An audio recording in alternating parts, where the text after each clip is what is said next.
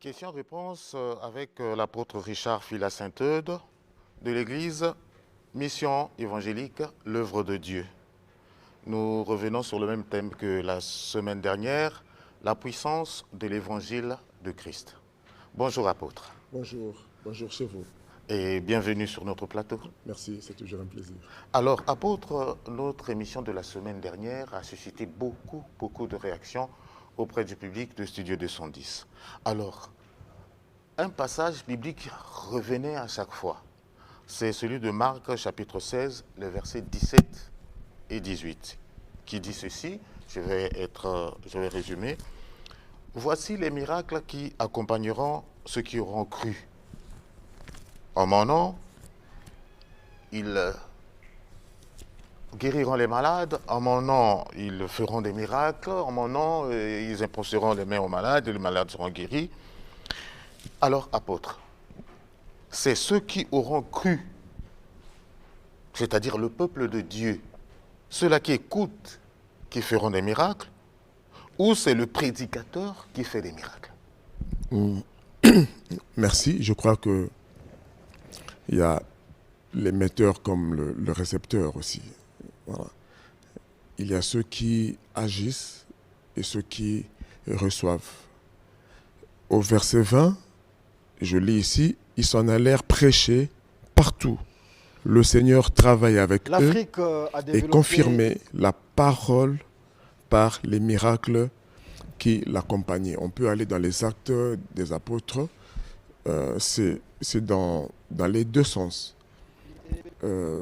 Nous prions pour les malades, donc la puissance part de nous, par nos mains, les malades sont guéris.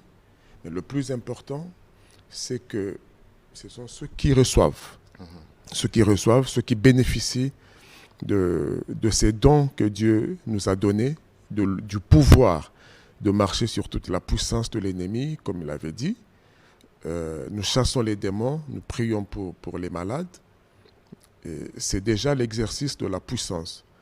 Et ceux qui reçoivent sont bénéficiaires de ce pouvoir, comme nous avons déjà cité plusieurs cas et anecdotes ici, où les gens ont bénéficié de la délivrance par le pouvoir du nom de Jésus, par la puissance du nom de Jésus. Donc c'est pour ceux qui croient.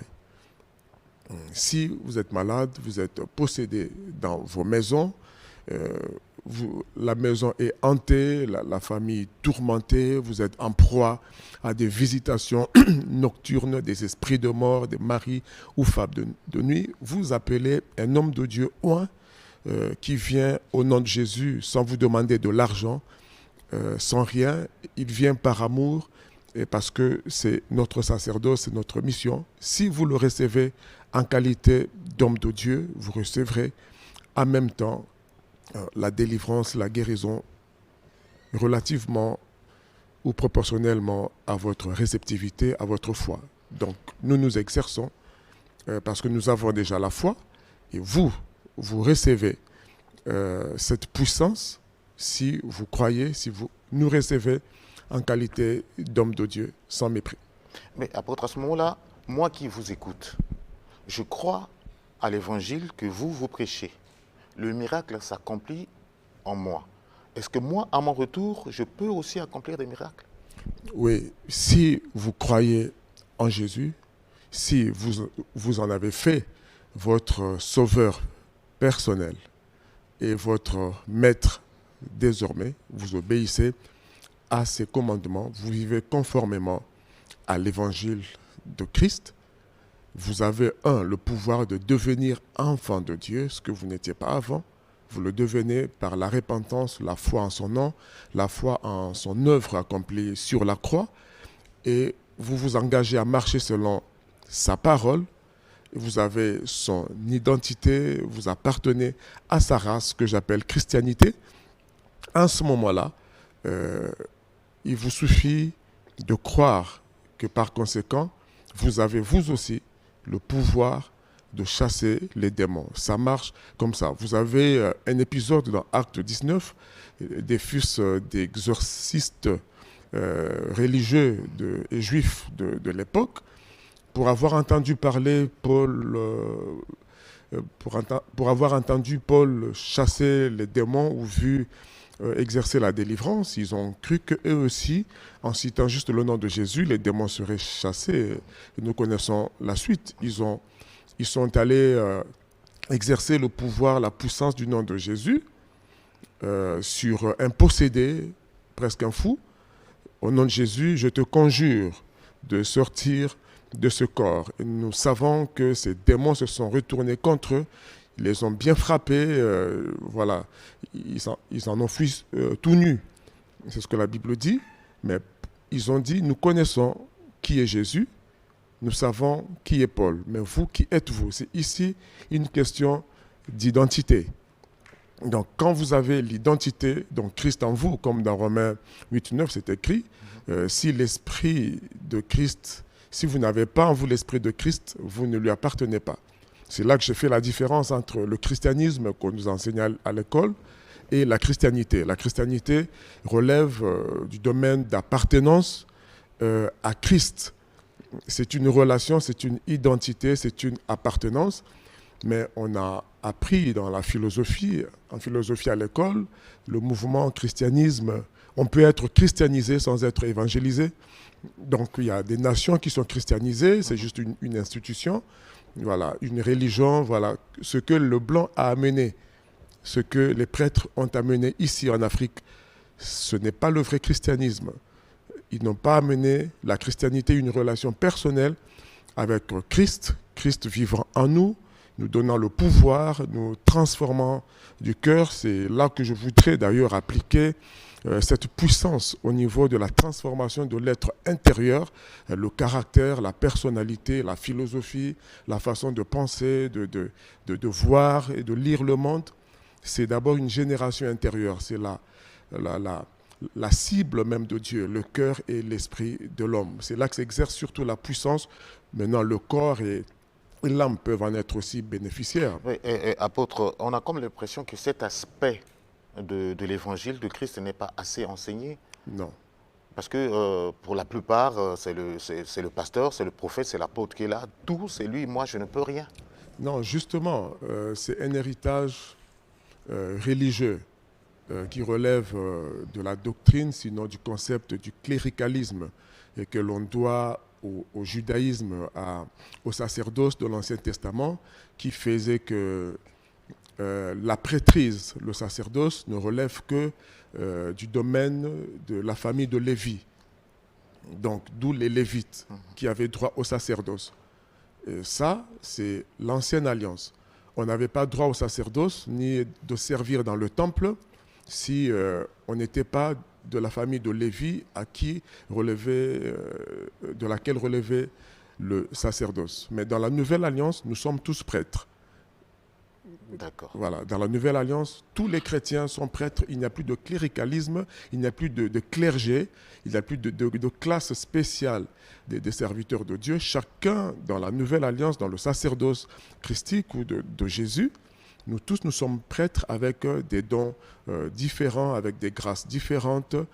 Il y a ceux qui sont appelés à prêcher et enseigner l'évangile. D'autres ont le don de gouverner, d'organiser l'Église. D'autres le don de la libéralité, le don de la prophétie, des dons charismatiques dans le sens de la puissance, etc.